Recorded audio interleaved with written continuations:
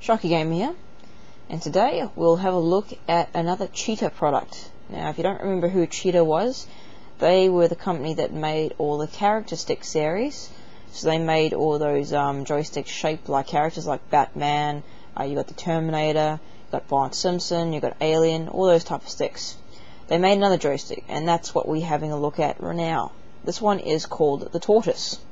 As you can see, it's shaped like a tortoise. Now, I don't have the packaging, but I'll just show you a quick picture just so you know what it looks like.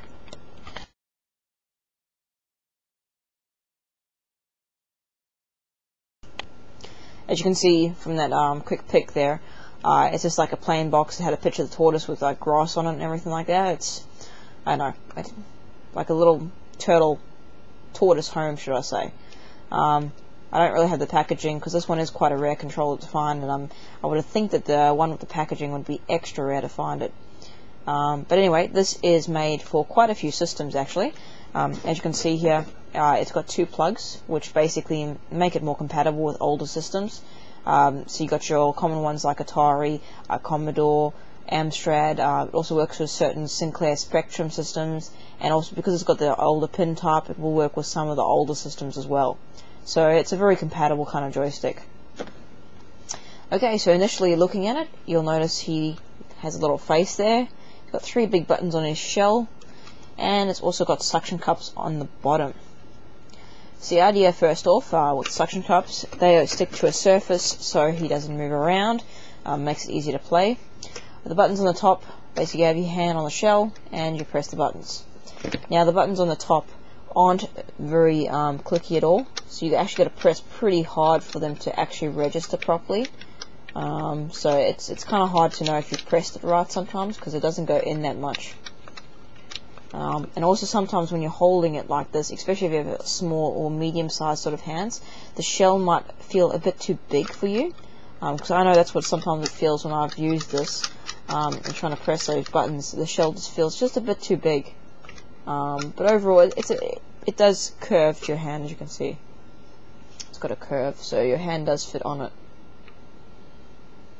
it. So basically, you're looking at this now and thinking, okay, there's three buttons. Okay, they can be used for function buttons, but how do you use it as a joystick? There's no stick. Well, there is. It's actually disguised as a shell. So you can see there, this part here is separate from the shell, and that's because the shell part is actually the joystick. As you can see, it moves back and forth and side to side. So basically you have it stuck to a surface and you're pressing the buttons to fire or do whatever function you have, but to move, you're actually moving his shell left and right and forward and back to get your joystick motion. Now, it's not the most comfortable thing to do because it's actually quite a rigid stick.